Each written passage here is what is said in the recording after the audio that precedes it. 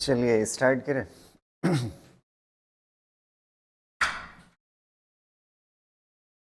तो last class में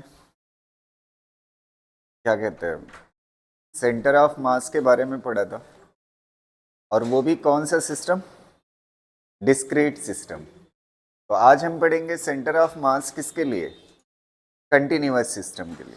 किसके लिए, कंटिन्यूअस सिस्टम। तो हेडिंग डाल लीजिए कंटिन्यूअस सिस्टम, ठीक है, कंटिन्यूअस सिस्टम, ठीक।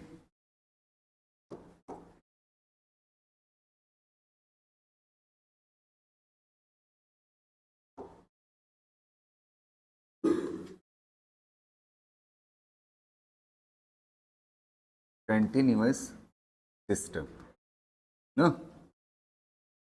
चलो लास्ट क्लास में जो डिस्क्रीट सिस्टम का सेंटर ऑफ मास निकालना सीखा था, उसके लिए हमने पढ़ा था कि जैसे मान लेते हैं हमारे पास ये कोऑर्डिनेट है, ठीक है, ये x हो गया और ये क्या हो गया, y हो गया, और यहाँ पे जो है पार्टिकल मान लेते हैं ये m1 है और ये क्या है m2 है और ये क्या है m3 है ना।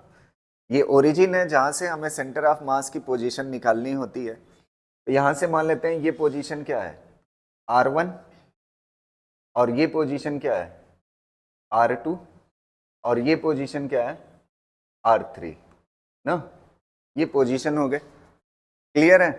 तो सेंटर ऑफ मास कैसे निकला था, RCM बराबर होता है किसके, m1 r1 vector plus m2 r2 vector plus m3 r3 vector divide by क्या होता था m1 plus m2 plus m3, यही होता था ना।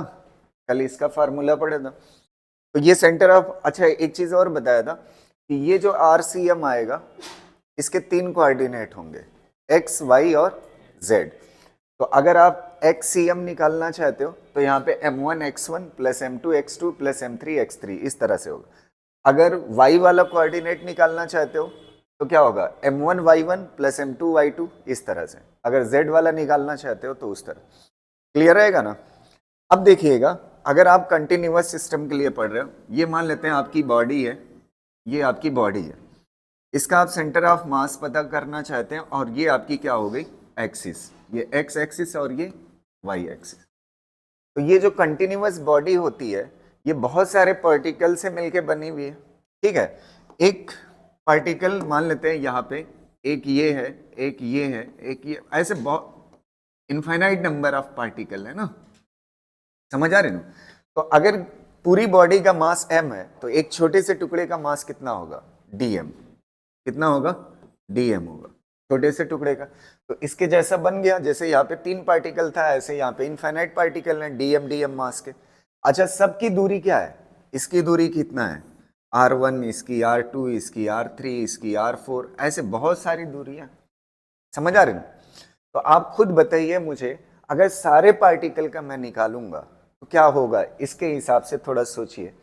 इस हिसाब से अगर आप सोचोगे तो आपको मिलेगा dm मास ना, mass of single particle into क्या हो जाएगा, इनटू क्या हो जाएगा, इसकी पोजीशन कितना r, कितना होगा r ना, मास इनटू क्या पोजीशन ना।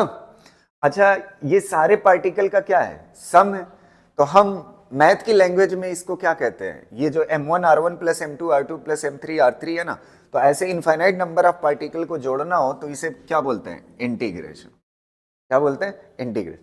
नीचे क्या है टोटल मास, तो टोटल मास ये dm क्या है छोटा सा मास इनटू क्या कर दो इंटीग्रेट कर दो तो क्या हो जाएगा टोटल मास, ये क्या हो जाएगा RCM का फार्मूला हो गया। इसका फार्मूला RCM। तो जैसे इसके 3 कंपोनेंट हमने निकाले थे वैसे इसके भी 3 कंपोनेंट होंगे। अगर XCM आपको निकालना है, क्या निकालना है XCM, तो XCM के लिए फार्मूला क्या होगा dm x divide by integral dm, ना। अगर आपको वाई सी एम निकालना है तो क्या होगा, y c m is equal to integral d m y divide by क्या हो जाएगा, इंटीग्रल डी एम। ऐसे क्या निकालना है, जेड सी एम निकालना है अगर आपको, तो क्या हो जाएगा, integral d m z divide by क्या हो जाएगा, इंटीग्रल डी एम। बस आ जाएगा। अब इसको कर लीजिए, फिर एक क्वेश्चन करते हैं इस पे, ठीक है। तो सोचा कि जो बताया हूं उस पर सोच रहे, ये क्वेश्चन कहाँ गया, लेमडा वाला।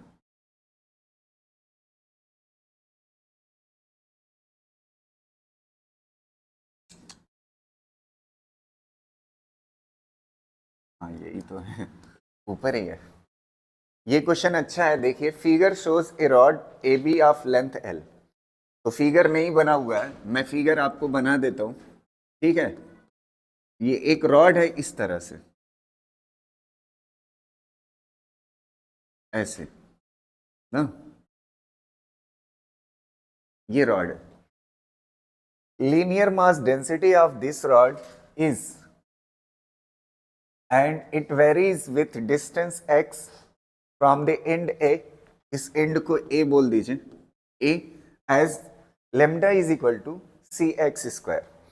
ये जो लीनियर डेंसिटी है आपको दिख रहा है ना, इधर की तरफ मास क्या हो रहा है, बढ़ रहा है। तो मास अगर बढ़ रहा है तो क्यों बढ़ रहा है, क्योंकि डेंसिटी क्या हो रही है, बढ़ रही है। समझ आ रहा है?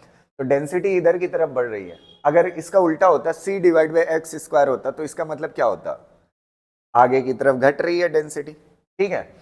अब देखो, where c is positive constant, find the distance of the centre of mass of this rod from end a of the rod.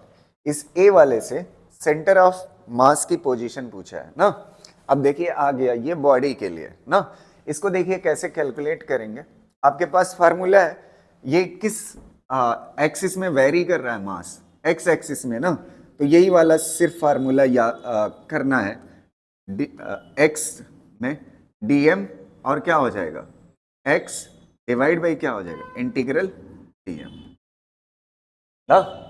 सिर्फ x एक्सिस में मास वेरी कर रहा है ना, ठीक। अब देखो, सबसे पहले हम dm निकालने की कोशिश करते हैं। क्या चीज, dm।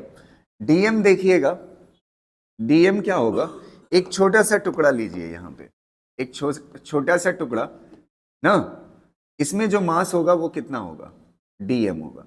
और ये मान लेते हैं कितनी दूरी पे है, x दूरी पे है। कितनी दूरी पे, x दूरी। और इस टुकड़े की जो चौड़ाई है वो कितना है, dx है। कितना है, dx है। यहां तक कोई दिक्कत नहीं ना। अब देखो dm कैसे जुगाड़ कर लेंगे हम। यहां पे आपको एक बात दी हुई है क्वेश्चन में, ये क्या है, 1 मीटर में कितना मास है, मास, लीनियर मास डेंसिटी। अगर 1 मीटर में कितना केजी मास है, तो 10 मीटर में पता करना हो तो 10 से क्या कर दोगे, मल्टीप्लाई। तो ऐसे लेमडा क्या है, 1 मीटर में कितना मास है। तो 1 मीटर में अगर मास पता है तो dx मीटर में पता करना है, तो पता कर सकते हो ना, कैसे, लेमडा इंटू dx ना, लेमडा इंटू dx। ये आपका क्या हो गया, dm हो गया। क्या हो गया, समझ आया कि नहीं। 1 मीटर में कितना मास है वो पता चल गया, तो 1 मीटर में मास पता चल गया, तो dx मीटर में कितना मास होगा पता चल जाएगा ना, dx से क्या कर दोगे, मल्टीप्लाई। तो ये आपका क्या आ गया, dm। ये dx में जो मास है उसे ही क्या बोलते हैं, dm बोलते हैं। अब इसको यहाँ पे पुट कर दो, यहाँ पे कितना हो जाएगा बताइए, dm की जगह पे lambda dx into x divide by कितना हो जाएगा, लेमडा और क्या हो जाएगा, dx। अच्छा, लेमडा की वैल्यू कितना दी हुई है, सी एक्स स्क्वायर, और एक एक्स पहले से है तो कितना हो जाएगा, सी एक्स क्यूब, और यहाँ पे क्या हो जाएगा, डी एक्स। और ये कितना हो जाएगा, लेमडा की वैल्यू कितना है, सी एक्स स्क्वायर, और यहाँ पे कितना हो जाएगा, डी एक्स। अब देखो, इसको इंटीग्रेट करना है ना, क्या करना है, इंटीग्रेट। सी बाहर आ जाएगा, एक्स क्यूब का इंटीग्रेशन क्या होगा, एक्स की पावर 4 डिवाइड बाई 4। अच्छा, लिमिट कहाँ से कहाँ तक लोगे, रॉड यहां से शुरू है तो 0, और यहां तक है तो कितना हो जाएगी, 0 से l। तो यहाँ पे कितना हो जाएगा, 0 से l डिवाइड बाई, ये c बाहर आ जाएगा और x स्क्वायर का इंटीग्रल करोगे x क्यूब डिवाइड बाई कितना हो जाएगा 3 और लिमिट 0 से l। इसको करो c बाई 4 बाहर आ जाएगा, पहले ऊपर वाली लिमिट रखोगे तो कितना हो जाएगा l की पावर 4, लोअर लिमिट 0 है, लगाने की जरूरत नहीं है। अब यहाँ पे देखो ये कितना बचेगा c बाई 3, पहले ऊपर वाली लिमिट लगाओ l की पावर 3, c से c कैंसिल, l क्यूब से कैंसिल, एक l बचेगा। बस अब सॉल्व कर लो, कितना आ जाएगा 3/4l, 3/4l। बस आ तो गया XCM, हाँ कहाँ पे होगा 3/4l पे, कर लो। ये 0 से आया है सेंटर ऑफ मास, 0 से कितनी दूरी पे है 3/4l पे। अगर उधर से पूछेगा तो क्या कर दोगे, टोटल लेंथ कितना है l में से माइनस कर दो। समझ आ रहे? कंटिन्यूअस सिस्टम का बाकी जगहों पे देखो इंटीग्रेशन करना पड़ रहा है ना, तो ये सिंपल सा था, करा दिया, और बॉडी के लिए बहुत डिफिकल्ट है, बहुत टाइम लग जाएगा। तो सीधा उसका फार्मूला बताता हूँ, बस आप देख के जाइएगा, ठीक है।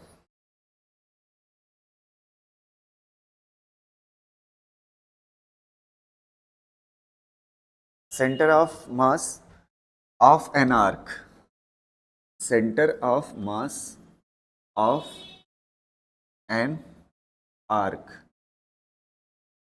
ठीक है, ये आर्क है, समझ रहे हो?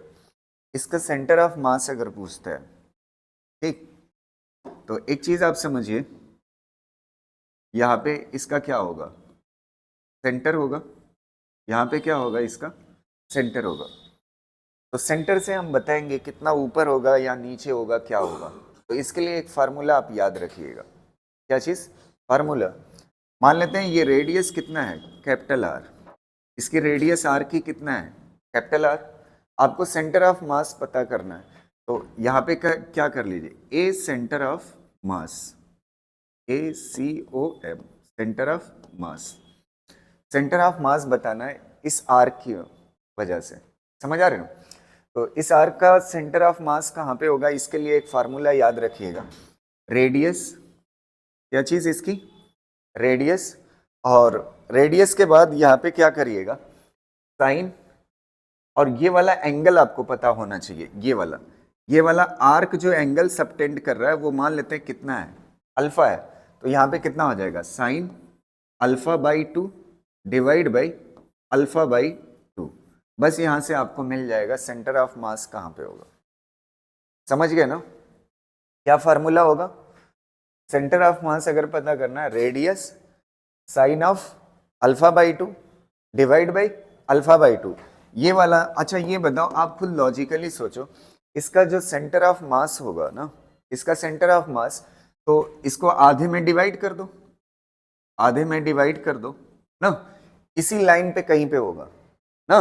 तो ये सेंटर से बता रहे हैं, सेंटर से कितने ऊपर होगा ACM ना, मान लेते हैं यहां कहीं होगा, तो ये जो सेंटर से दूरी है ये क्या कहलाएगी ACM कहलाएगी। अब आपको समझ आ जाएगा थोड़ा सा, ACOM सेंटर ऑफ मास। अभी देखो अगर ये मान लेते हैं ये जो आर्क है ना, ये पूरा होता ऐसे हाफ सर्किल होता, हाफ रिंग होता, कैसा होता हाफ रिंग होता, तो हाफ रिंग का सेंटर ऑफ मास कितना ऊपर होगा यहाँ सेंटर से। तो ये चीज अगर आपको पता करनी थी तो ये वाला फार्मूला यूज करिए, ACOM बराबर होगा किसके R, इसकी रेडियस, R क्या है रेडियस, और कितना साइन, एंगल कितना बना रहा है ये 180, तो साइन 180 बाई 2 कितना हो जाएगा 90, साइन 90 की वैल्यू कितना होती है 1, तो साइन पाई बाई 2 होगा ना, साइन पाई बाई 2, ठीक है, ये हो जाएगा, डिवाइड बाई कितना होगा पाई बाई 2, एंगल कितना है 180, 180 मतलब पाई और डिवाइड में 2 है, पाई बाई 2, तो साइन 90 की वैल्यू कितना होती है 1, तो R पाई बाई 2 लिखने से बेहतर है कहाँ लिख लीजिए ऊपर, ये पूछा जाता है, बहुत इंपॉर्टेंट है। समझ आ रही ना बात? तो ये कितने पे होगा, सेंटर ऑफ मास इसका ऊपर होगा और ये कितने पे होगा, 2r/पाई पे होगा। समझ आ रही ना, ये चीज याद रखिए। अच्छा, अगर पूरा सर्किल होता तो, पूरा रिंग होता तो कितना होता, 360 होता ना एंगल बाई 2, कितना हो जाता पाई, और साइन पाई या साइन 180 की वैल्यू 0 होती है। तो सेंटर ऑफ मास पे ही क्या होगा, वो सेंटर पे ही क्या होगा, सेंटर ऑफ मास होगा। आर की वैल्यू क्या होगी, 0 होगी। हाँ, आर की वैल्यू क्या होगी, 0 होगी। लड़का आर पे टिक कर देगा, वो समझेगा ना, अगर रिंग है ना तो इसका सेंटर कहां पे है, आर पे है कहेगा। और ये फार्मूला कहां से, सेंटर से। तो सेंटर पे अगर है सेंटर ऑफ मास तो आर की वैल्यू क्या होगी, 0। तो ये गलती मत करना। ये जो हम निकाल रहे हैं ना, ये सेंटर से निकाल रहे हैं, सेंटर ऑफ मास कितनी दूरी पे है। ये रिंग बना, सर्किल बना लो।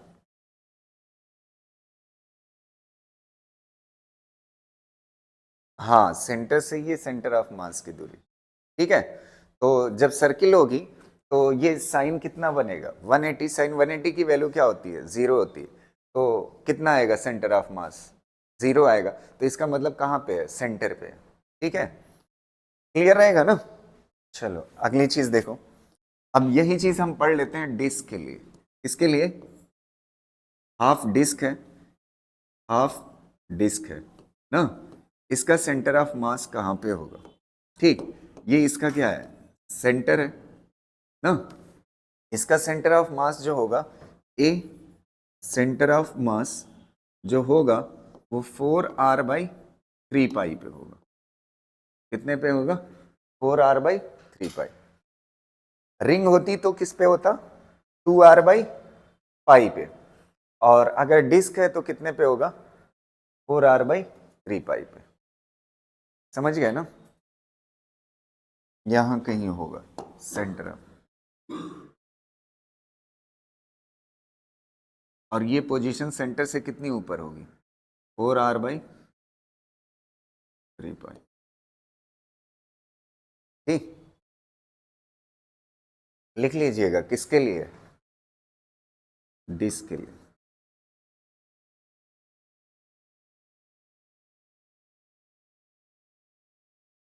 Centre of mass of, centre of mass of triangular, triangular lamina, lamina और ट्रायंगुलर लैमिना और circular cone, circular cone, hollow कोन,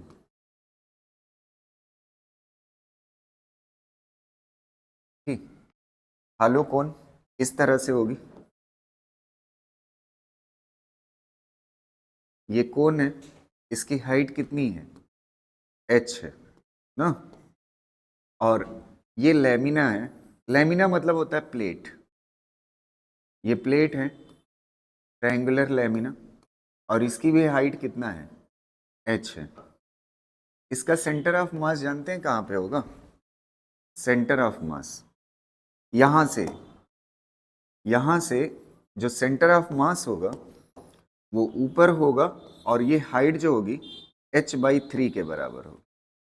कितने के बराबर, h/3। इसका भी सेंटर ऑफ मास कितने पे होगा, सेंटर ऑफ मास कितने पे होगा, h/3। दोनों ट्रायंगुलर लैमिना हो या फिर सर्कुलर हॉलो कोन हो, ठीक है। वो टोपी आती है ना, एक कोन जैसी होती है, बर्थडे उड्डे पे लगाते हैं, वो वही कोन है, ठीक है। सॉलिड कोन होती तब, सॉलिड कोन ना। तो सॉलिड कोन का जो होगा उसकी हाइट मान लेते हैं कितना है, h है। तो इसका सेंटर ऑफ मास जो होगा वो h/4 पे होगा। ये सॉलिड कोन है, ये कैसी है, सॉलिड कोन। तो यहाँ से कितने पे होगा सेंटर ऑफ मास, h/4 पे होगा ना, h/4 पे। अगर कभी आप भटक जाते हो कि h/3 h/4 कौन सा था ना, तो अच्छा ये बताओ, सॉलिड होगा तो भरा हुआ होगा, अगर भरा हुआ होगा तो नीचे की तरफ मास ज्यादा होगा, तो इसका सेंटर ऑफ मास नीचे ज्यादा होगा, तो h/4 नीचे कम है और h/3 क्या है, ज्यादा है। तो आपको याद रह जाएगा इस तरह से, ठीक।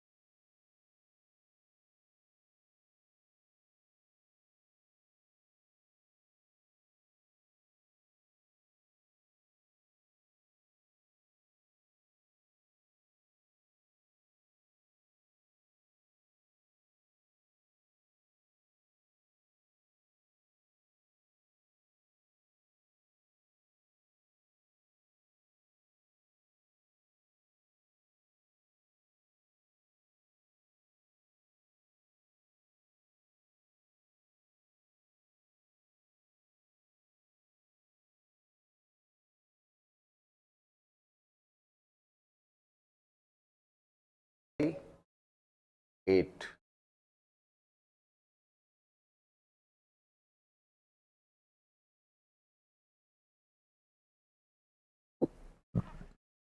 ठीक है, देखो। अच्छा, किसी ने मेंस का पेपर देखा है फिजिक्स का, है? देख देखे हो ना, फिर ठीक है। यही वाला क्वेश्चन मेरे ख्याल से था, देखो। Figure shows a uniform disc of radius r. एक यूनिफॉर्म डिस्क है, एक क्वेश्चन मैं आपको करा दे रहा हूं, एक क्वेश्चन आप करिएगा। ये डिस्क है जिसकी रेडियस कितना है, आर है, with centre C1।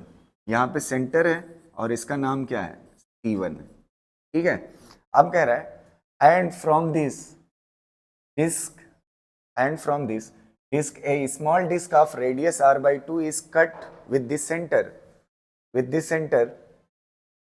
r/2 radius is cut with the center at C2 as shown। ये पिक्चर दी हुई है, ये देखो, ये कितने के बराबर है, ये इसकी रेडियस कितनी है, r है ना, इसकी रेडियस कितनी है, r है। तो कह रहा है r/2 दूरी पे सेंटर मान करके, क्या मान करके, सेंटर मान करके एक डिस्क कट कर दी जाती है।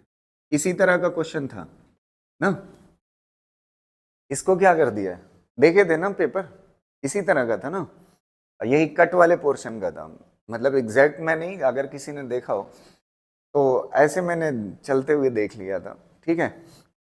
तो यहां तक क्लियर है ना, ये कितनी रेडियस का है, r/2 रेडियस का, इसको कट करके क्या करते हैं, निकाल देते हैं। As shown find the distance of the mass from the C1 of the remaining part of the disc will be. देखो ये अच्छा क्वेश्चन है, क्वेश्चन में distance of the centre of mass from C1 of the remaining part of the disc is. ये अच्छा question है, ध्यान से सुनना। पहले पूरी डिस्क थी ना, पूरी डिस्क का सेंटर, रुक जाइए अभी लिख लेना, पूरी डिस्क का सेंटर ऑफ मास कहां पे होगा, C1 पे। अब इतना पोर्शन कट करके निकाल दिया, जब निकाल दोगे तो ये खाली हो जाएगा, तो सेंटर ऑफ मास किधर खसक जाएगा, इधर की तरफ। अच्छा, सेंटर ऑफ मास वाली लाइन यही है ना, सेंटर ऑफ मास वाली लाइन, अभी तक सेंटर ऑफ मास यहाँ पे था ना, सेंटर ऑफ मास यहाँ पे था जब ये दोनों जुड़े हुए थे। ध्यान से देखना, ये लाइट की तरीके से फील करना, ध्यान से सुनना। इसको कट करके निकाल दो, निकाल दोगे तो यहाँ पे खाली जगह बचेगी।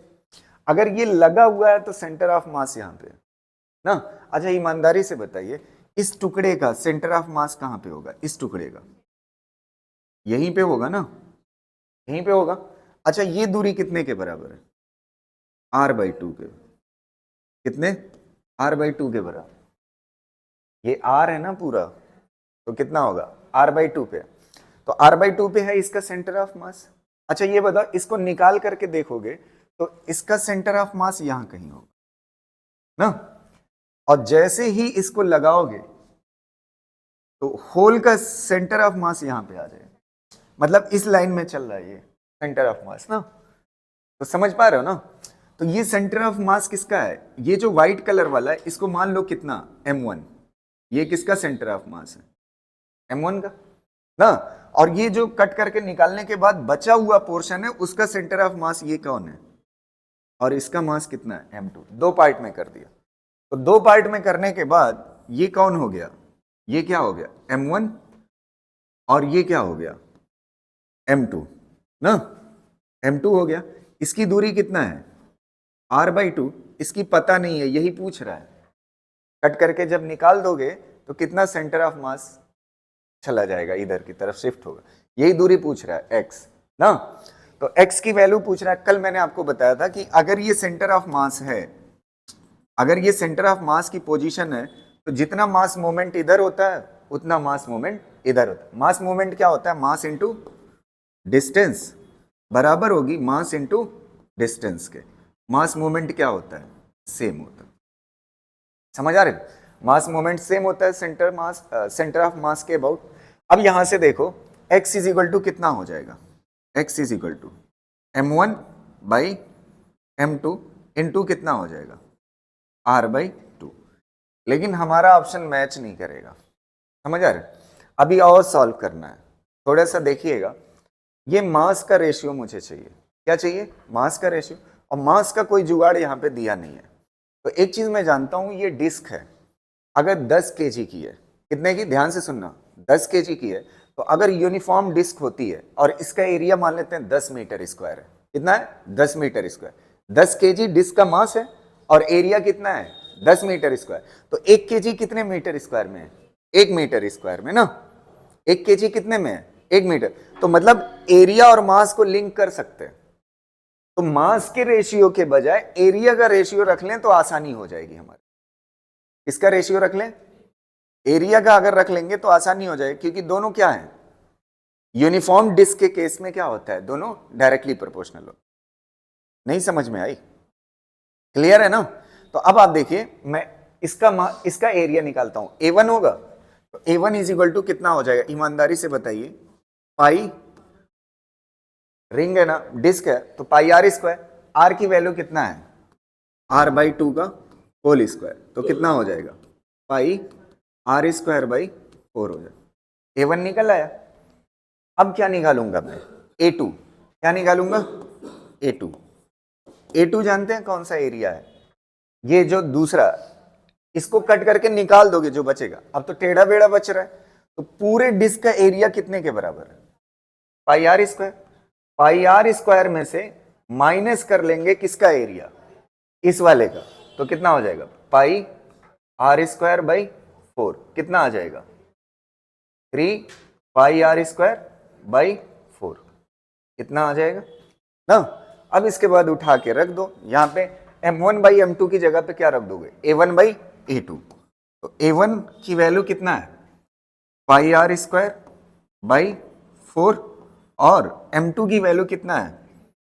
3 पाई r²/4 ऊपर लिख लो, ठीक है। इंटू क्या हो जाएगा? r/2। 4 से 4 कैंसिल, 3 से 3, वो पाई से पाई कैंसिल, r² से r² कैंसिल। कितना हो जाएगा? r/6। बस आंसर हो गया। समझ गया ना? कर लीजिए इसको। ये वाला मतलब कल पढ़ाया था मैंने तो। मास मोमेंट सेंटर ऑफ मास, हाँ यहाँ पे तो बताया, जैसे इसको मान लो खाली है तो सेंटर ऑफ मास किधर चला जाएगा, ये निकाल दिया कट करके, इधर चला जाएगा। वो मान लेते हैं डिस्टेंस कितना है, x है ना। और जैसे ही इसको लगा दोगे तो सेंटर ऑफ मास कहाँ पे आ जाएगा, यहाँ पे। तब टू बॉडी सिस्टम हो जाएगा ना जब लगा दोगे। एक बॉडी का मास इधर है m1। अच्छा इसको निकालो, इसको सबसे पहले दिमाग में बैठा, एक मिनट, अगर किसी इसको निकाल दो कट करके, कट करके निकालोगे तो ये वाला पोर्शन बचेगा ना, ये वाला इतना ना। तो ये एक पार्ट है, ये वाला बचा है, ये वाला कट करके निकाल, तो इसका सेंटर ऑफ मास यहां से यहां आ जाएगा। तो ये एक बॉडी है जिसका सेंटर ऑफ मास यहाँ पे, ये एक बॉडी है इसका सेंटर ऑफ मास यहाँ पे ना। और ये वाली डिस्टेंस यहाँ से कितनी है, x, और ये वाली डिस्टेंस हमें पता है x, निकाल लेंगे। दो बॉडी मान के सॉल्व किया, समझ रहे? कराएं नेक्स्ट है, आप इसको ट्राई करिएगा। एक क्वेश्चन मैं आपको दे रहा हूं, ये डिस्क है, इसकी रेडियस कितना है, r है ना। यहां पे r/2 वाला पॉइंट है, r/2 डिस्टेंस पे एक सर्किल कट करते हैं ना, इतना कट करके निकालते हैं। इसकी जो रेडियस है ना, ये r/6 है। कितना है, r/6 कट करके निकाल दिया ना। r/6 अगर कट करके निकाल दिया है तो आपको ये बताना है कितना ये सेंटर ऑफ मास खसक जाएगा अगर कट करके निकालना। तो मान लेते हैं कहाँ पे खसक के जाएगा, कितनी दूरी पे, ये सेंटर ऑफ मास अगर दोनों लगे हुए हैं तब है। और इधर क्या हो जाएगा, m1, और इधर क्या हो जाएगा, m2। अच्छा ये कितनी दूरी पे है, यहां से यहां तक, r/2 पे ही r/6 रेडियस का कट किया है। मतलब जो सेंटर पहले था ना पॉइंट का, वही अब भी है, लेकिन रेडियस कम कट की है। पिछली बार r/2 का कट किए थे तो पूरा सेंटर को टच कर रहा था, इस बार थोड़ा कम कट किया है। कितने का कट किया, r/6 का कट किया। तो यहाँ पे m1 हो गया, यहाँ पे m2 हो गया, ये आपका क्या हो गया, सेंटर ऑफ मास। ये दूरी कितना है, r/2 के बराबर है ना, और ये दूरी कितना है, x है। फिर आपको m1 और m2 का चाहिए होगा रेशियो, तो a1 ये वाला एरिया दे देगा, रेडियस कितना है, r/6 है ना, πr² करोगे, समझ आ रहे। और a2 इस वाले से कैसे निकालोगे, टोटल एरिया में से इसको क्या कर लोगे, माइनस कर लो, बस निकल जाएगा, पिछले जैसा।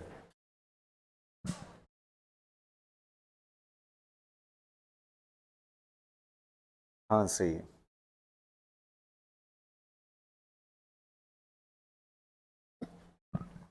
r/70 आएगा, इसका आंसर कितना आएगा, r/70। कर ले जाओगे ना।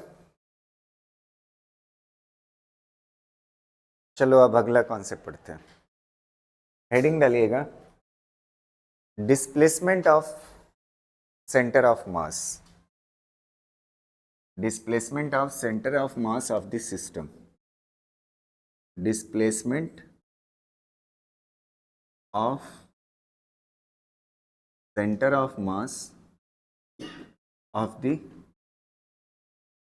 सिस्टम ना, centre of mass of the system.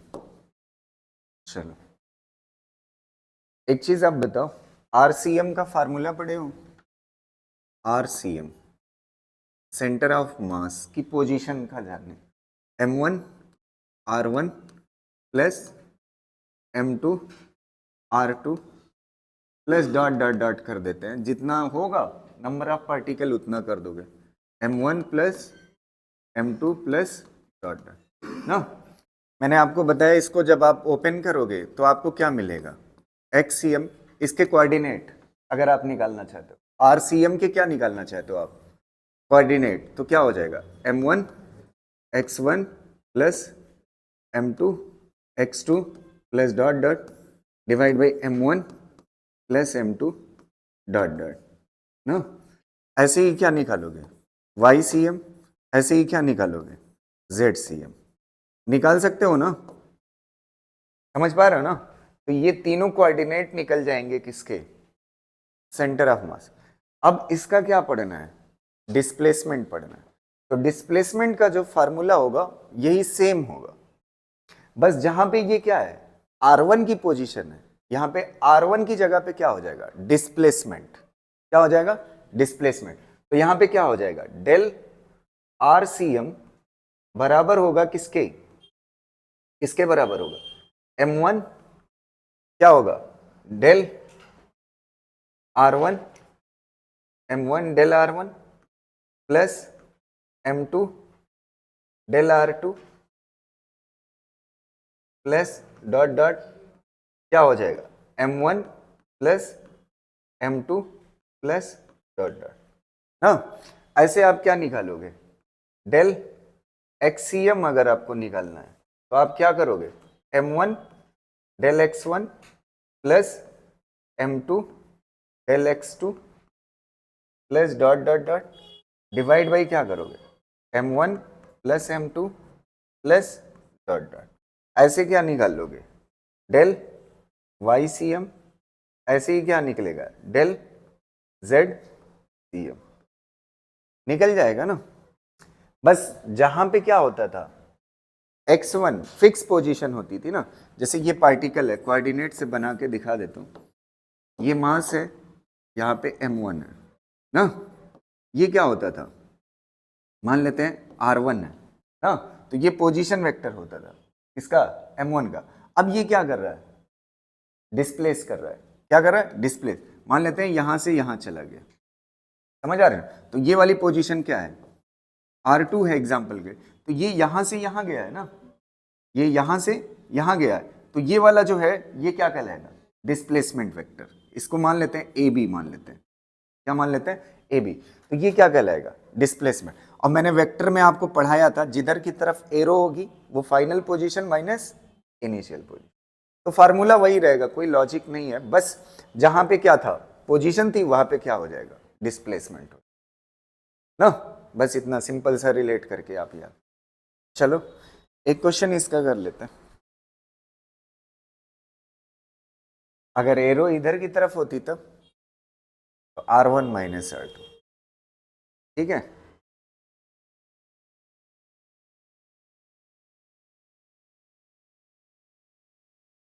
लिखना पड़ेगा क्या,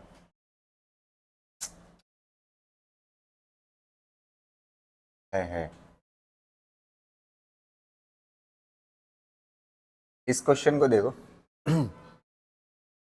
यहां पे आपको समझ आएगा, a body of mass 5 kg is placed at, अच्छा ए पहली बॉडी की जो पोजीशन है वो ए मान लेते हैं, यहाँ पे वो कितने पे है, 5,0 पे ना, एक बॉडी है। And another body of mass 10 kg, अच्छा ये वाली कितने की है, 5 kg, कितने की है, 5 kg। और ये वाली कितने की है, 10 kg। इसकी पोजीशन कितना दिया हुआ है, 8,0। अब ये डिस्प्लेस करती है 5 kg वाली कहां, 7,0 और 10 kg वाली कहां, 12,0 ना। Find the displacement of the centre of मास। अच्छा एक बात बताओ, अगर आप देखोगे ये वाला कौन सा कोऑर्डिनेट है, x ना, और ये कौन सा है, y में चल रहा है, नहीं। इसमें भी किस में चल रहा है, x में, y में चल रहा है, नहीं। तो आप कौन सा निकालोगे कोऑर्डिनेट, x वाला सिर्फ। तो डेल XCM ये डिस्प्लेसमेंट ऑफ क्या देगा, सेंटर ऑफ मास, कितने के बराबर होगा, M1 del x1 plus M2 del x2 divide by कितना हो जाएगा, M1 plus M1 plus M2 से कितना आ जाएगा, ये 5 और ये 10 कितना हो जाएगा, 15। M1 कितना है, 5, और डेल x1 कितना है, 7 माइनस 5 करोगे कितना हो जाएगा, फाइनल माइनस इनिशियल कितना हो जाएगा, 2, प्लस M2 कितना है, 10, और ये कितना 12 माइनस 8 करोगे तो कितना हो जाएगा, 4। तो कितना हो जाएगा, 10 प्लस 40 डिवाइड बाई 15, तो कितना हो जाएगा, 50 डिवाइड बाई 15। तो कितना हो जाएगा 3, बस आंसर हो गया। ठीक है,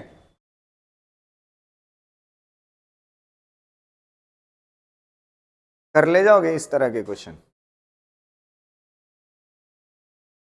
अगर y में भी चला होता तो डेल वाई सी हम निकालते। ठीक है, टी स्क्वायर। ठीक है, चलो अब आगे देखते हैं ये वाला।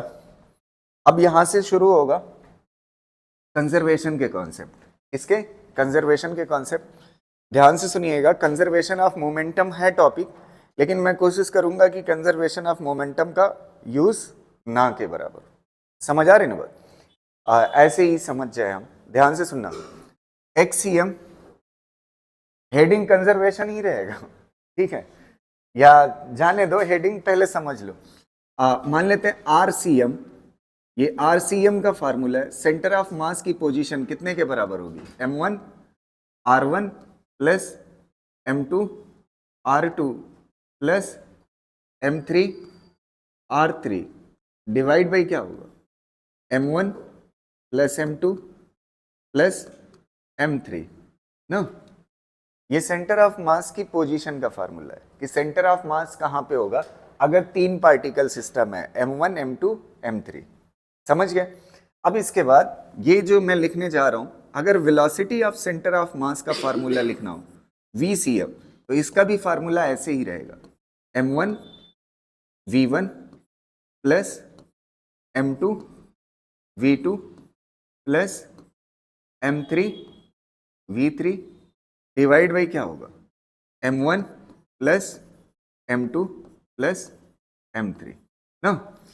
अगर मुझे ये जानने की जरूरत पड़ती है एक्सीलरेशन ऑफ सेंटर ऑफ मास, तो उसका भी फार्मूला इसी तरह से रहेगा। एक्सीलरेशन ऑफ सेंटर ऑफ मास बराबर होगा m1 a1 plus m2 a2 plus m3 a3 divide by m1 plus m2 plus m3। और नंबर ऑफ पार्टिकल होंगे, ये 3 के लिए लिखा है, 4 होंगे तो 4 के लिए लिख सकते हो, आगे बढ़ा सकते हो, कोई दिक्कत नहीं। ये फार्मूले सब के सब क्या है? ये सेंटर ऑफ मास की पोजीशन है। ये क्या है? सेंटर ऑफ मास के पास अगर वेलोसिटी हो। ये कब है? जब सेंटर ऑफ मास का एक्सीलरेशन जानना हो। ये तीनों फार्मूले क्लियर है। अब सुनिएगा जो सबसे इंपॉर्टेंट पोर्शन है, ध्यान से सुनना। एक्सीलरेशन ऑफ सेंटर ऑफ मास आप देख रहे हैं हाँ? सबसे पहली बात, एक्सीलरेशन ऑफ सेंटर ऑफ मास तभी पॉसिबल है जब एक्सटर्नल फोर्स लगता हो। क्या लगता हो? External force. यहां पे इंपॉर्टेंट पॉइंट कर लीजिएगा, ये acceleration of centre of mass only possible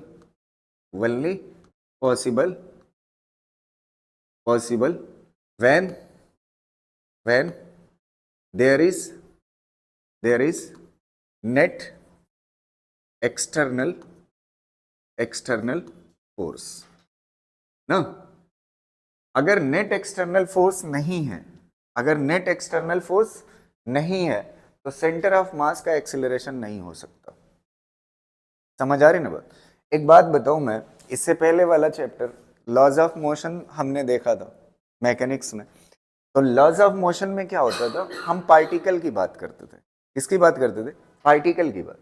अगर एक पार्टिकल की आप बात करते हो, तो एक पार्टिकल पे अगर कोई फोर्स लग रहा है ना, क्या लग रहा है? फोर्स। तो ये पार्टिकल क्या करने लगेगा? एक्सेलरेट करने लगेगा।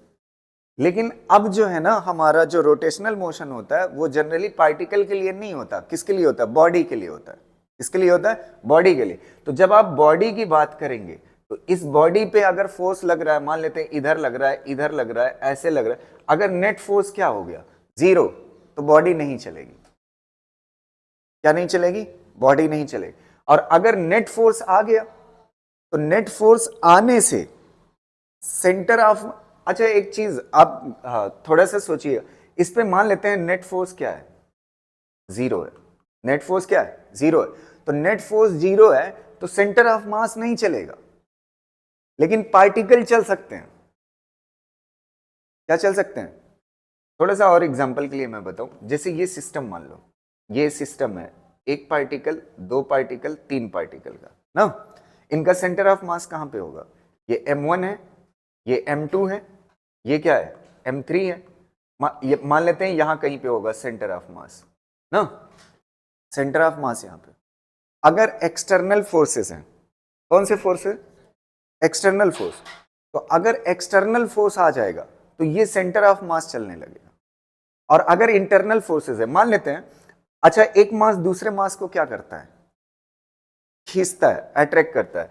तो ये वाला मास इसको अट्रैक्ट करेगा और ये वाला मास इस वाले मास को ये अट्रैक्ट करेगा, ये वाला मास इसको अट्रैक्ट करेगा और ये वाला मास इसको अट्रैक्ट करेगा। तो ये कौन सा फोर्स है? इंटरनल। तो इंटरनल फोर्सेस होंगे तो ये जो पार्टिकल से बना हुआ सिस्टम ना, ये पार्टिकल क्या कर सकता है? चल सकता है, इसके पास वेलोसिटी आ सकती है, इसके पास एक्सेलरेशन आ सकता है, लेकिन सेंटर ऑफ मास अगर इनिशियली रेस्ट में था तो रेस्ट में ही रहेगा। इंटरनल फोर्स कभी सेंटर ऑफ मास को नहीं चला सकता। कौन चलाएगा? एक्सटर्नल चलाएगा। जब तक किसी सिस्टम के ऊपर एक्सटर्नल फोर्स नहीं आएगा तब तक वो सिस्टम नहीं चल सकता। और इसका एग्जांपल मैं बताऊं, बस के अंदर बैठ करके आप कितने भी ताकतवर हो, आप नहीं धकेल सकते जब तक आप बाहर उतर के नहीं धक्का देंगे। समझ आ रही ना? क्योंकि आप बस के अंदर बैठ करके अगर किसी चीज को धक्का दोगे ना, तो जितना आप एक्शन करोगे उस पर, उतना आप पे पलट के क्या कर देगा? रिएक्शन नेट क्या हो जाएगा? कैंसिल हो जाएगा। समझ आ रही ना बात? क्लियर है? तो सेंटर ऑफ मास को चलाने के लिए किसकी जरूरत होती है? ये इंपॉर्टेंट बात है। किसकी? External force. Internal force, internal force, internal force, force centre of mass को, सेंटर ऑफ मास को एक्सिलरेट, एक्सिलरेट, एक्सिलरेट नहीं करा सकते। हिंदी में लिख देता हूं, नहीं करा सकते। समझ आ रही ना बात? क्लियर रहेगा ना? सेंटर ऑफ मास को एक्सिलरेट कराना, एक्सिलरेशन। अच्छा ये बताओ, अगर एक स्टार मार करके लिख देता हूं, एफ एक्सटर्नल क्या है? 0 है। किसी सिस्टम पे एफ एक्सटर्नल क्या है? 0। तो एक्सिलरेशन ऑफ सेंटर ऑफ मास क्या होगा? 0।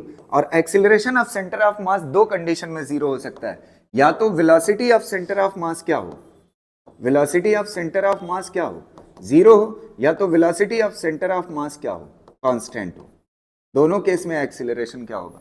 0 होगा। तो एक चीज आप समझिए, रुकिए ध्यान से सुनना। अगर किसी सिस्टम पे नेट एक्सटर्नल फोर्स क्या है? 0 है, तो सेंटर ऑफ मास का एक्सिलरेशन क्या होगा?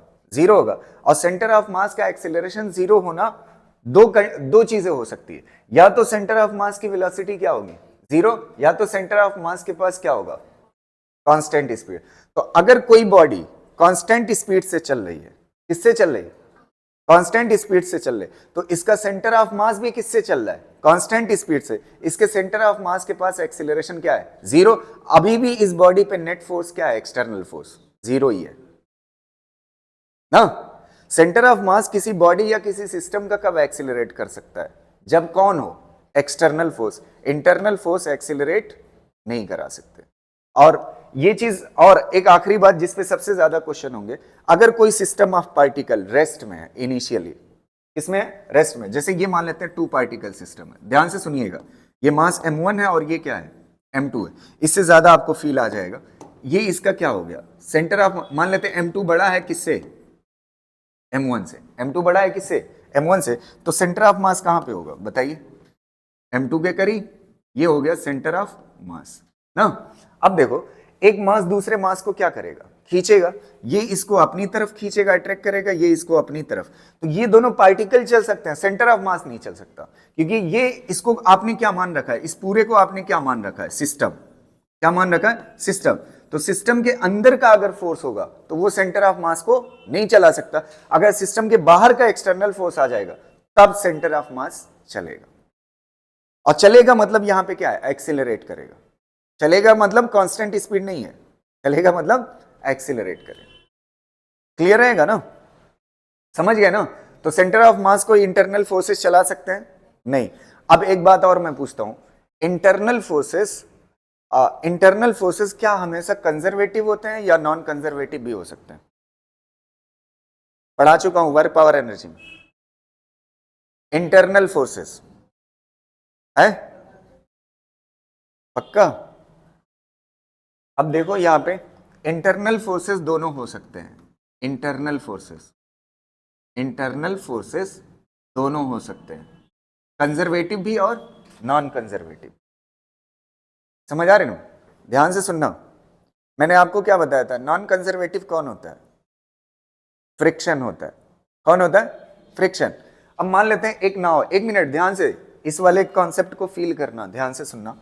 एक नाव है ना, इस तरह से बोट है, इस पे आदमी है, एक आदमी यहां पे, ध्यान से सुनिएगा, एक आदमी है, इसका नाव का मास कितना है? Capital M. इसका मास कितना है? स्मॉल एम ना।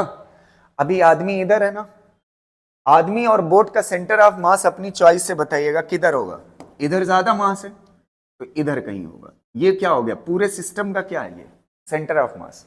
अब ध्यान से देखना, ये आदमी चल के इधर जाने लगा ना, इधर जाने लगा। जानते हैं ये आदमी, इसको पूरे को क्या मान रखे हो आप? सिस्टम। इस पूरे को क्या मान रखे हो? सिस्टम। अच्छा, अगर इस बोट में आयल लगा दे, मतलब आयल बिछा दें, तो आयल बिछा देंगे, ये आदमी चल के जा पाएगा? नहीं। तो चलाता कौन है? फ्रिक्शन। आदमी को चलाएगा कौन? फ्रिक्शन। अब देखिएगा, ये पूरा हमारा क्या है? सिस्टम। तो अगर सिस्टम है, ये आदमी इधर जाएगा, तो मुझे पता है एक्सटर्नल फोर्स नहीं लग रहा है, तो एक्सटर्नल फोर्स नहीं लग रहा है तो सेंटर ऑफ मास कहां रहेगा? अपनी जगह पे रहेगा। तो अगर ये आदमी इधर जा रहा है तो सेंटर ऑफ मास इधर जाने के चांस है, तो ये बोट किधर जाएगी? पीछे जाएगी, ताकि सेंटर ऑफ मास कहां रहे? अपनी जगह पे रहे। तो आदमी चल किसकी वजह से रहा? फ्रिक्शन की वजह से। किसकी वजह से चल रहा है? फ्रिक्शन की वजह। तो फ्रिक्शन जानते हैं, मैंने आपको बताया था कि अगर ये बोट इस आदमी पे आगे की तरफ फ्रिक्शन लगा रही है, तो ये रिएक्शन पेयर में ये किधर, इस पे किधर लगाएगी? पीछे लगे, तो ये दोनों क्या हो जाएंगे? कैंसिल। फ्रिक्शन है ना, और फ्रिक्शन कैसा होता है? Non conserve. और ये फोर्स किसके अंदर है? सिस्टम के अंदर है, तो फ्रिक्शन इंटरनल फोर्स भी हो सकता है। फ्रिक्शन कैसा हो सकता है?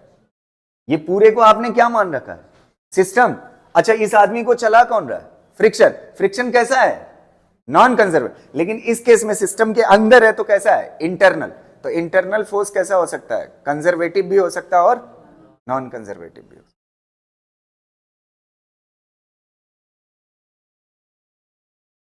हाँ, पीछे जाएगा।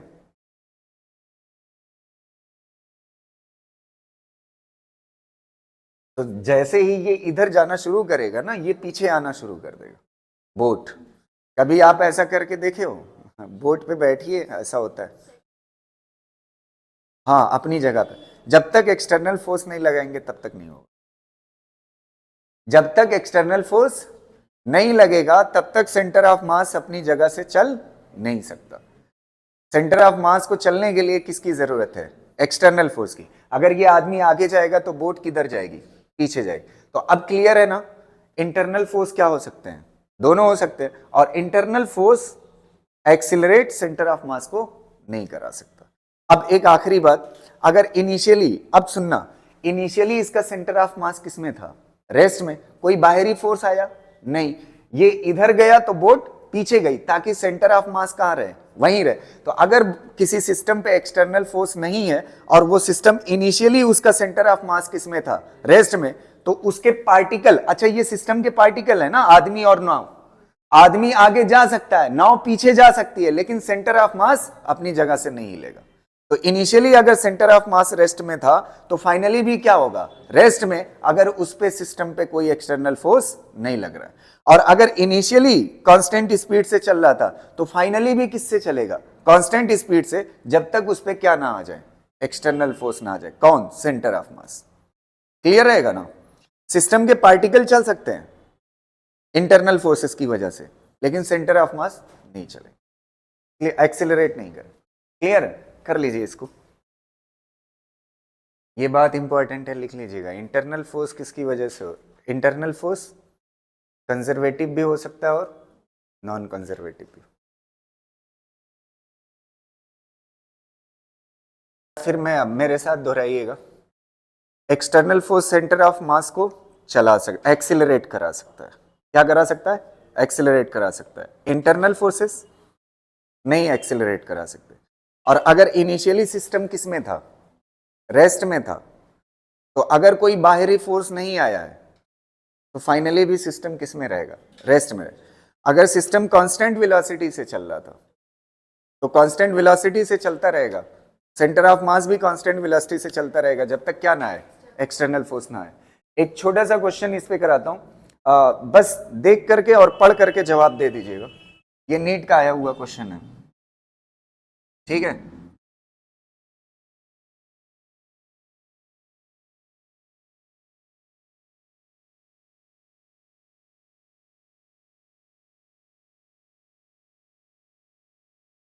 पढ़िए और बताइए, बगैर पेन चलाए देना है जवाब।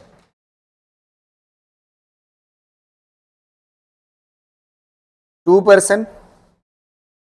Person of mass 55 kg and 65 kg respectively, दो आदमी है, are at opposite ends of the boat. ये बोट बना लीजिए, ये बोट हो गई, दो अपोजिट एंड्स पे हैं, ठीक है, दो अपोजिट एंड्स पे हैं, ठीक है। 2 पर्सन ऑफ मास 55 kg और कितना 65 kg ना, ये दोनों अपोजिट एंड्स पे है। और बोट का मास कितना है, बोट कितने मीटर की है, 3 मीटर, और इसकी लेंथ लेंथ 3 मीटर है, और इसका मास कितना है 100 kg ना। अब आपसे कह रहा है the 55 kg man walks to 65 kg man and sit with him ना। ये गया और इसके साथ बैठ गया, जब गया और इसके साथ बैठ गया, if the boat is in still water the centre of mass of the system shifts by, क्या होगा, centre of mass. Initially centre of mass किस में था, रेस्ट में, तो फाइनली भी किस में होगा, रेस्ट में, क्योंकि एक्सटर्नल फोर्स नहीं आया। ये अगर चल के गया है तो किस की वजह से, इंटरनल फोर्स के, तो ये इधर जाएगा तो बोट किधर जाएगी, पीछे, लेकिन सेंटर ऑफ मास जहां पे था वहीं पे रहेगा, तो कितना हो जाएगा, 0 ना। समझ गए ना। एक और करा देता हूं, फिर लिखिए, यही क्वेश्चन है, इसका भी आंसर आप समझ ही जाओगे ऐसे देखते ही। बताइए, two particle a and b initially at rest moves towards each other under mutual attraction at the instant when velocity of a is v।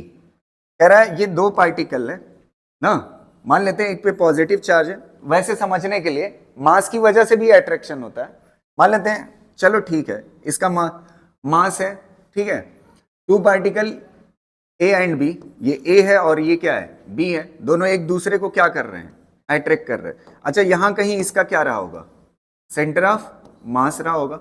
अब कह रहा है जब ये एक दूसरे को खींचते हैं तो इसकी वेलोसिटी कितना हो जाती है, v, और दूसरे कितना हो जाती है, 2v। तो ऐसा होता है, तो कह रहा है the velocity of the centre of mass of the system is, क्या होगी, 0 ही रहेगी, क्योंकि इनिशियली किस पे था, रेस्ट पे। इसको क्या मान लो, सिस्टम, तो एक मास दूसरे मास को खींच रहा है, कोई बाहरी फोर्स आ रहा है, नहीं, बाहरी जब तक नहीं आएगा तब तक सेंटर ऑफ मास एक्स, अगर इनिशियली रेस्ट में था तो फाइनली भी रेस्ट में ही रहेगा, तो क्या हो जाएगा, 0। समझ गए ना, दोनों मेरे ख्याल से नीट ही के हैं। चलो कर लो,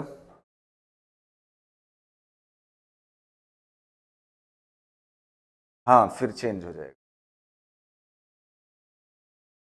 तो यहां से हमने एक बात सीखी है कि अगर इनिशियली सेंटर ऑफ मास किस में था, रेस्ट में, अगर सिस्टम पे कोई बाहरी फोर्स नहीं लगा हुआ है तो फाइनली भी किस में होगा, सेंटर ऑफ मास, रेस्ट पे। इंटरनल फोर्सेस की वजह से सिस्टम के पार्ट चल सकते हैं, एक्सेलरेट कर सकते हैं, लेकिन सेंटर ऑफ मास नहीं एक्सेलरेट करे, ठीक है। चलो, इस बात पे 2 क्वेश्चन भी करा दिया मैंने। अब आगे बढ़ते हैं, ठीक है, थोड़ा सा 4 मीटर, तो इसका 10 kg का डिस्प्लेसमेंट पूछ रहा है क्वेश्चन में। What distance, by what distance 10 kg mass should be displaced to keep the centre of mass at rest. Centre of mass को मुझे रेस्ट में रखना है, तो यहाँ पे अब देखिए ये सोल्यूशन शुरू होता है, ये सेंटर ऑफ मास मान लेते हैं, क्या है, centre of mass.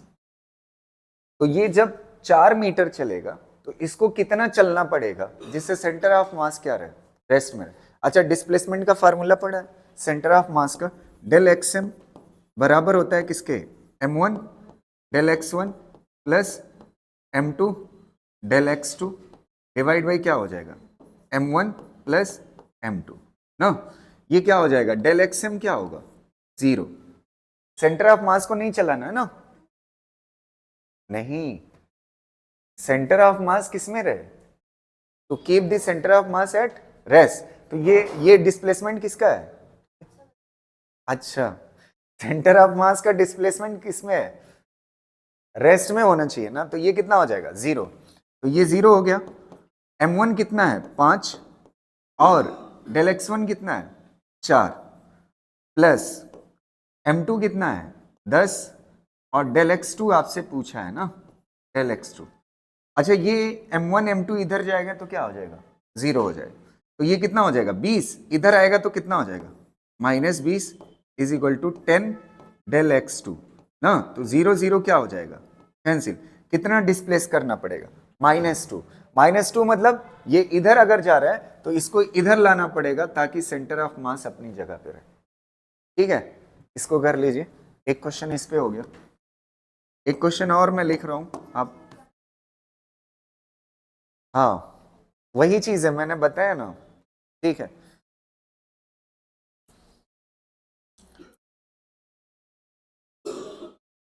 Centre of मास कितना शिफ्ट हो जाता है, यही सेटअप है, 5 kg, और ये कितना है, 10 kg ना, 10 kg।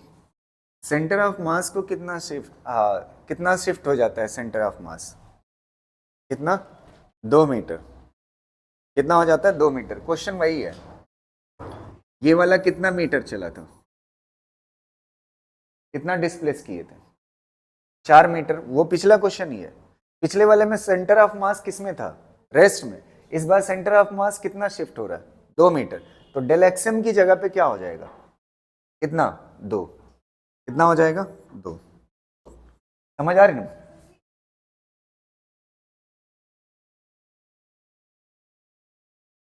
एक्सटर्नल की वजह से, ये एक्सटर्नल के ऊपर बेस्ड है।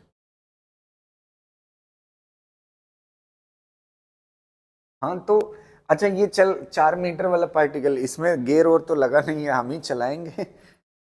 समझ आ रही ना बात।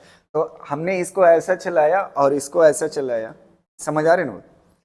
या तो 1 मिनट, या तो एक चीज हो सकती है, इंटरेक्शन की वजह से चल सकता है। किसकी वजह से, इंटरेक्शन। दो वजह हो सकती है ना, या तो ये किसकी वजह से चलेगा, इंटरेक्शन की वजह से, या तो किसकी वजह से चलेगा, एक्सटर्नल। तो यहां पे जो चल रहा है एक्सटर्नल की वजह से। ये कितना हो जाएगा, डेल एक्सएम कितना दिया हुआ है, 2, और ये कितना हो जाएगा, m1 कितना हो जाएगा, 5, और ये कितना, 4, प्लस m2 कितना है, 10, और कितना हो जाएगा, डेल x2 डिवाइड बाई कितना हो जाएगा, m1 प्लस m2 कितना है, 10 5 15। तो डेल x2 निकालोगे कितना आएगा, कितना आएगा डेल x2, 1 आ जाएगा। 1 आएगा कि -1/2 है,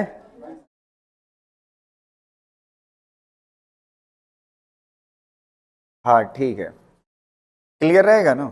चलो इसको कर लेना, ठीक, ए thank you.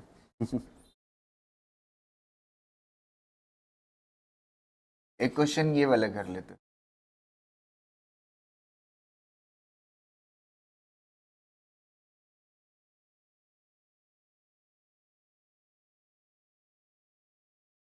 center of mass of a system does not move under the action of internal forces ना।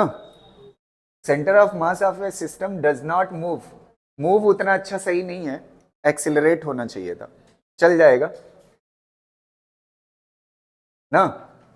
Centre of mass of the system does not, यहां पे मूव का मतलब क्या है, accelerate, under the action of internal forces, ये बात क्या है, सही है। और internal forces are non conservative forces, conservative भी हो सकता है और नॉन कंजर्वेटिव, तो ये बात क्या है, गलत है। तो क्या हो जाएगा, सही है। चलो चलो हो गया। एक इस पे करते हैं क्वेश्चन, देखिएगा एक और वेराइटी।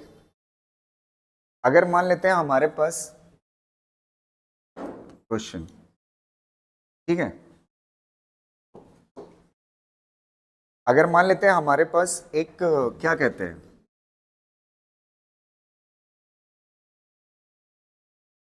ये इस तरह से कोई कारबोर्ड है, नाव ही है, मान लेते हैं क्या है, नाव ही, इस तरह से बना लो, नाव दिखनी चाहिए, है कि नहीं, ये नाव हो गई। अब इस पे क्या है, एक आदमी है, ठीक है, इस नाव का मास कितना है, कैपिटल एम, और इसका मास कितना है, स्मॉल एम। समझ आ रही ना बात।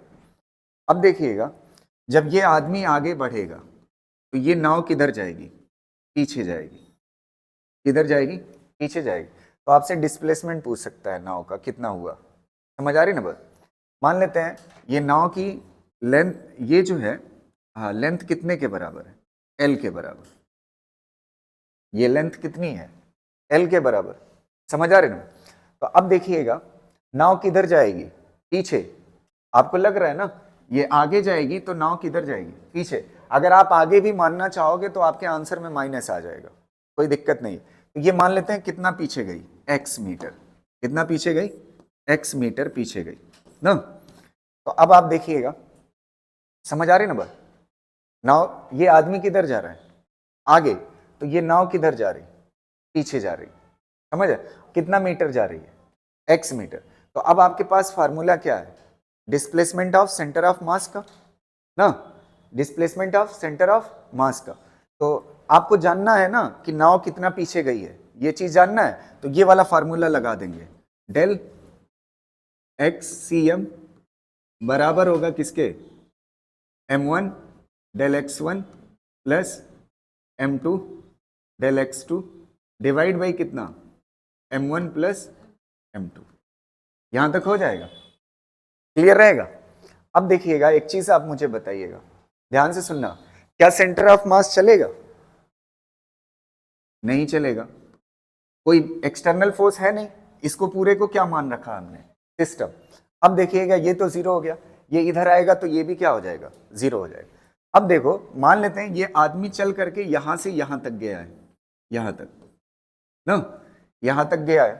तो एक चीज आपका क्या बचा, m1 del x1 plus m2 del x2 बराबर है किसके, जीरो के।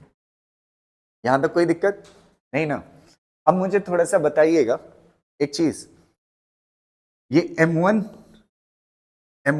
मतलब m, ये m1 है और ये क्या है, m2 है ना। m1 कितने के बराबर हो गया, m के बराबर। अच्छा ये बताओ ये कितना चला है, l नहीं चला है। समझ आ रही ना बात। जब ये आगे जा रहा था ना तो बोट उसी टाइम पीछे आ रही थी x, तो ये कितना चला है, l माइनस एक्स चला है। ये यहां जाएगा ना तो बोट कितना पीछे आ जाएगी, x पीछे आ जाएगी, उसी पे तो बैठा है। हाँ, तो जमीन पे बैठे हुए आदमी को क्या दिखेगा, जमीन से देखना है, बोट कितना पीछे ले आई है, ये जमीन से सॉल्व करना है क्वेश्चन, जमीन पे बैठे हुए आदमी को। तो जब ये एल जाएगा तो बोट उसको एल में से कितना पीछे ले आई है, एक्स पीछे ले आई, तो ये आदमी को कितना दिखेगा, L minus x displacement, L minus x displacement. तो ये कितने के बराबर हो जाएगा देखिएगा। अच्छा प्लस ये क्या हो जाएगा, m2। अच्छा इसका डिस्प्लेसमेंट किधर हुआ है, आदमी का आगे। अच्छा इसका किधर हुआ है, पीछे। तो पीछे हुआ है तो क्या हो जाएगा, माइनस एक्स इक्वल टू क्या हो जाएगा, जीरो। इसको सॉल्व कर लो, ml माइनस mx। अच्छा m2 की जगह पे कितना हो जाएगा, कैपिटल M ना, और ये कितना हो जाएगा, minus mx is equal to क्या हो जाएगा, जीरो। इसको उधर कर दो, ml इज इक्वल टू क्या हो जाएगा, mx plus mx, x common ले लो तो क्या हो जाएगा, capital M plus small m, ये क्या हो जाएगा, ml, तो x इज इक्वल टू कितना हो जाएगा, ml by capital M plus small m। ये चीज का ध्यान दीजिए, बस x इज इक्वल टू ना, क्लियर रहेगा। अब यहीं पे एक क्वेश्चन और कर देता हूं, दूसरा पार्ट ध्यान से देखना। अगर ऐसा होता, ध्यान से सुनिएगा, यही एक आदमी था ना, कितना था, एक आदमी चल रहा था और ये एंड खाली था ना। इस बार क्या कर देते हैं, दूसरा पार्ट, ऐसे बोर्ड थी और इसकी लेंथ कितना थी, L थी ना, L थी, आदमी यहां पे है, ये एक आदमी यहां पे और है, एक आदमी यहां पे और ना, एक आदमी यहां पे और। तो अब क्या हो रहा है, ये कौन है, इसको क्या नाम दे दूं, M1, इसको क्या नाम दे दूं, M2, और ये क्या है, कैपिटल M ना। अच्छा, ये आदमी चल नहीं रहा है, ये चल रहा है, इसीलिए इसमें लाइन नहीं लगाया ना। ये जाता है, इसके पास बैठ जाता है, समझ आ रहे हैं। दूसरा केस, इसमें एक ही आदमी था ना, कितना चल के जा रहा है, L, इसमें ये जाता है, इसके पास बैठ जाता है, समझ आ रहे हैं। ये चल नहीं रहा है, तो अब आप देखिए, ध्यान से देखना, दो पार्ट हो गए, एक ये हो गया, ये पूरा सेटअप किस में है, रेस्ट में। ये चल के किधर जा रहा है, आगे, तो ये दोनों किधर जाएंगे, पीछे। नहीं समझ आ रहा है। अच्छा, नेट सेंटर ऑफ मास का डिस्प्लेसमेंट क्या होगा इसमें भी, अरे पूरा सेटअप किस में है, इनिशियली रेस्ट में, ये इधर चल के जा रहा है, समझ आ। तो एक चीज आप मुझे बताइएगा, डेल एक्सएम क्या हो जाएगा, 0, M1 M2 मल्टीप्लाई करोगे तो क्या हो जाएगा, 0। इस बार M1 कितने के बराबर है, देखना यहाँ पे चाहिए होगा ना, इस वाले फार्मूले में, इस वाले फार्मूले में M1 चाहिए, तो M1 कितने के बराबर, M1। अच्छा, इसका डिस्प्लेसमेंट कितना होगा, L, और ये कितना पीछे आया है, X पीछे आया है, कितना पीछे, X, तो क्या हो जाएगा, L minus X plus M2 की जगह पे क्या होगा, M2 की जगह पे ये दोनों का मास ऐड हो जाएगा, तो क्या हो जाएगा, M2 प्लस कैपिटल M। नहीं समझ आया, अरे दो पार्ट, ये किस में है, रेस्ट में, ये चल नहीं रहा है, तो नाव का पार्ट बन गया ना ये, तो ये किधर जाएगा, पीछे जाएगा, तो M2 ये दोनों मिल करके हैं। जैसे इसमें क्या था, M2 सिर्फ कौन थी, नाव थी, सिर्फ कौन थी, नाव थी।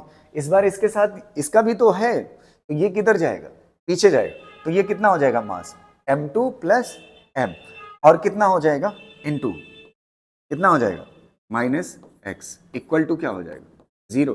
तो अब यहां से आप निकाल सकते हो X की वैल्यू, कर ले जाओगे ना, दोनों पार्ट कर लीजिए इसको।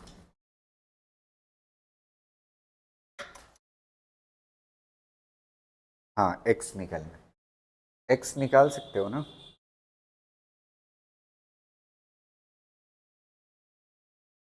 अगर मान लेते हैं वैल्यूज दी हुई तो आराम से निकल जाएगा ना। एक थर्ड पार्ट करते हैं, इसको क्वेश्चन के थ्रू करा दूं क्या, थर्ड पार्ट को देखना, लिख चुके हो ना, है लिख चुके हो। ये मान लेते हैं 10 kg है, ये कितना है, 10 kg, 10 kg, और यहाँ पे कोई है 20 kg, कितने का है, 20 kg, ठीक, 10 kg और 20 kg। ये नाव जो है ये 30 kg की है, कितने की है, 30 kg। अब ध्यान से सुनिएगा, ये दोनों चल रहे हैं, ये दोनों चल रहे हैं, ये चल के इधर जा रहा है और ये चल के इधर आ रहा है, समझ आ रहा है। और इसकी लेंथ दिया हुआ है 5 मीटर, कितना दिया हुआ है, 5 मीटर।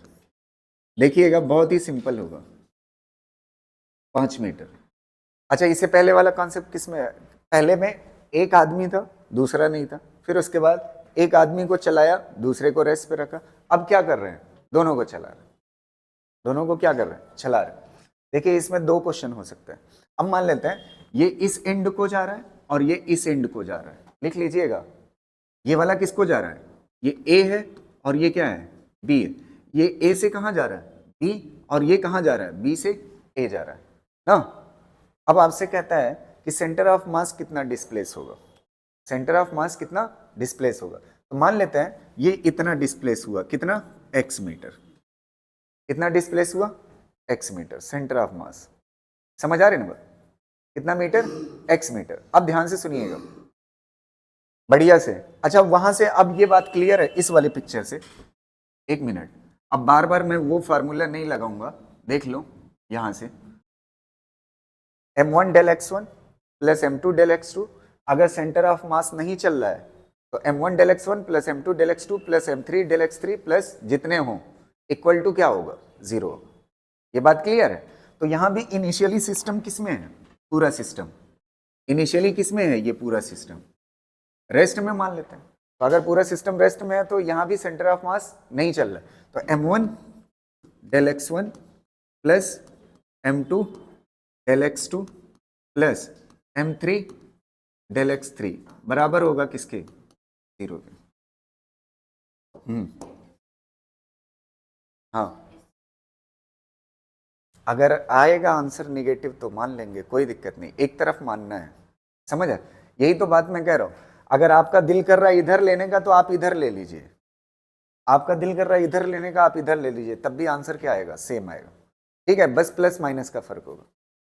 एक मिनट सुनना, अब देखो जब ये इधर से इधर जाएगा b तो कितना मीटर चल के गया, 5, लेकिन हकीकत में जमीन से देखोगे तो कितना चला है बताइए, 5 चला है, और x ये 9 पीछे ले आई है तो कितना चलेगा, 5 माइनस एक्स, तो कितना हो जाएगा 10 इंटू 5 माइनस एक्स ना।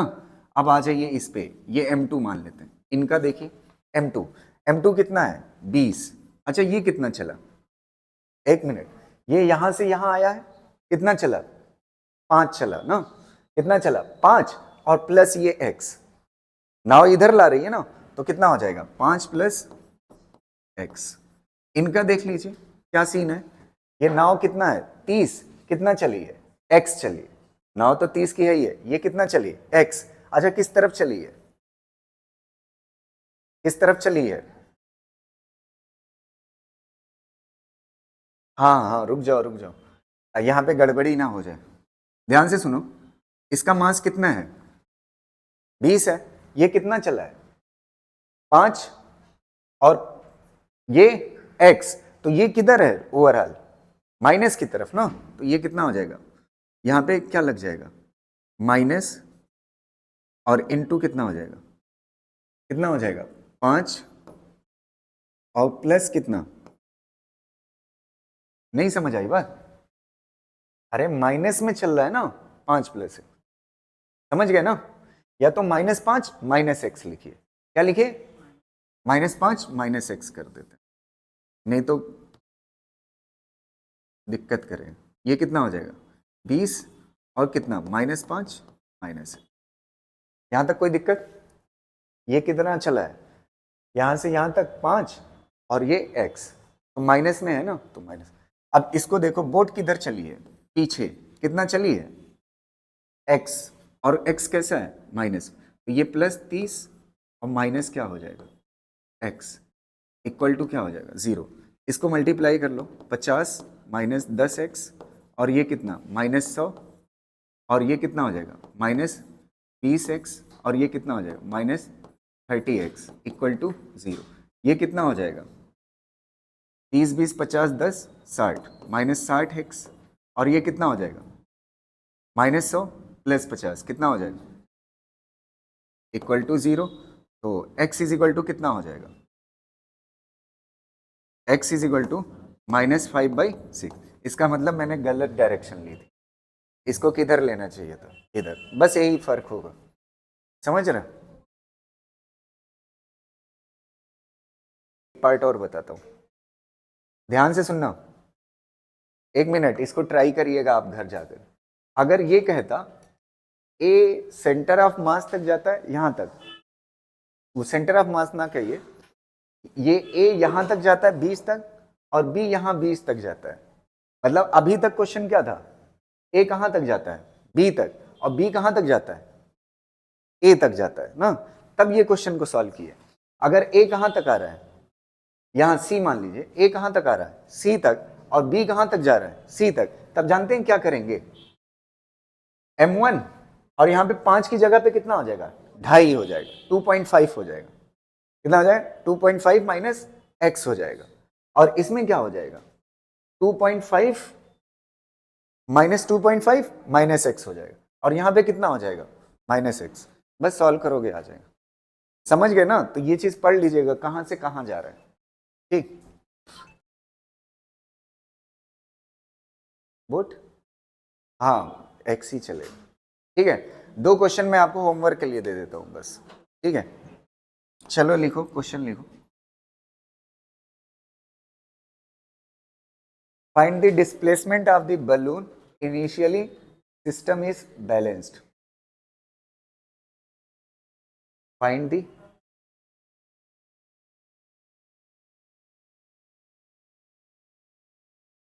displacement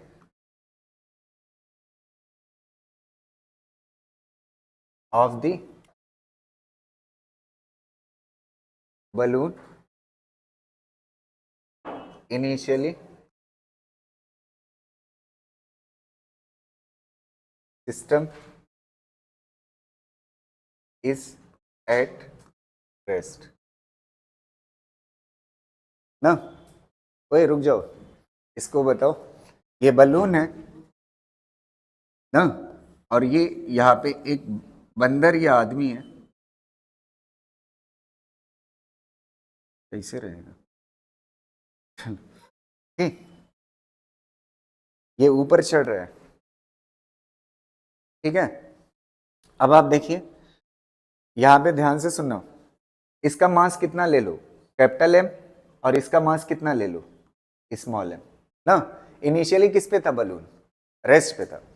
अब ये आदमी क्या करेगा, ओए रुक जाओ रुक जाओ, ये आदमी क्या करेगा, ऊपर चढ़ेगा तो बलून किधर आएगा, नीचे आएगा। तो बस वही पूछा है कितना डिस्प्लेस करेगा। इनिशियली रेस्ट में था, तो इनिशियली सेंटर ऑफ मास किस में था, रेस्ट में। तो आप फार्मूला क्या लगाओगे, m1 del x1 plus m2 del x2 equal to क्या हो जाएगा 0, यही हो जाएगा। अच्छा ये वाली लेंथ जो है ये कितने के बराबर है, यहां से यहां तक कितने के बराबर, L के बराबर, कितने के बराबर है, L के बराबर, समझ आ रहा है। अच्छा बलून कितना नीचे आएगा, अच्छा जब बंदर ऊपर चढ़ेगा बलून किधर आएगा, नीचे, तो कितना आएगा, मान लेते हैं कितना आएगा x, कितना आएगा x। तो ये जो बलून नीचे आया x डिस्टेंस, यही पूछ रहा है, कर पाओगे कि नहीं, हाँ समझ आ रहा। L माइनस एक्स चलेगा, कितना होगा L माइनस एक्स, समझ आ रही ना बात, एकदम नाव वाला है, इस एंड से उस एंड जा रहा है, बंदर है, ठीक है, वो यहां से यहां जा रहा है, ठीक है, क्लियर रहेगा ना। चलो तो कितना हो जाएगा, अगर ये बलून x नीचे आएगा तो वही पूछ रहा है x की वैल्यू कितना होगी। एक क्वेश्चन और, दो फोटो दो दो क्यों लोगे, एक और है ना। फाइंड द डिस्प्लेसमेंट ऑफ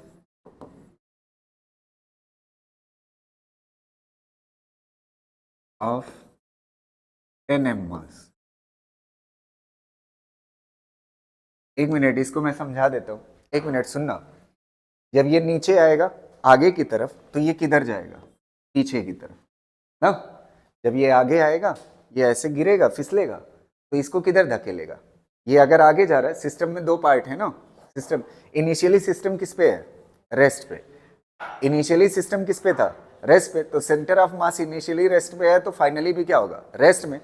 तो वही फार्मूला लगा दोगे, डेल एक्स से सेंटर ऑफ मास का क्या हो जाएगा, डिस्प्लेसमेंट 0 हो जाएगा, तो ये वाला फार्मूला बन जाएगा।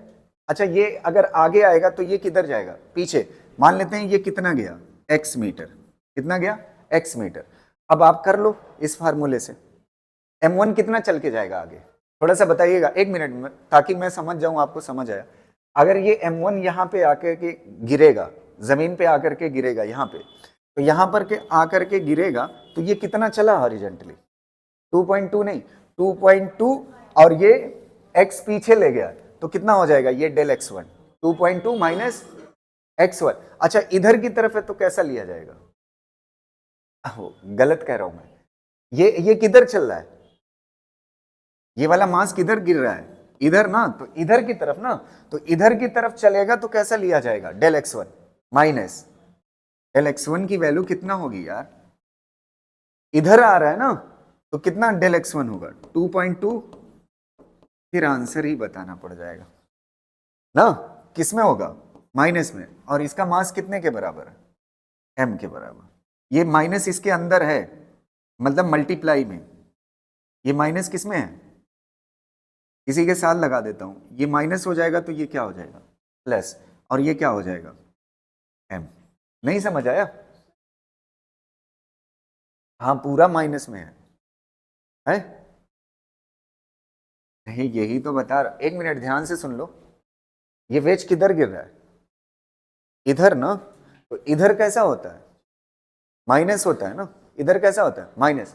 अच्छा ये ब्लॉक कितना चला है 2.2, और ये ब्लॉक कितना पीछे हट गया है, x पीछे हट गया, तो 2.2 माइनस एक्स, तो ये डेल x1 कितना होगा 2.2 माइनस एक्स, और ये दोनों किस में होंगे, माइनस में, और मास कितना है इसका m, तो यहां पे माइनस लगा दो, प्लस क्या हो जाएगा m2 कितने के बराबर है 10m।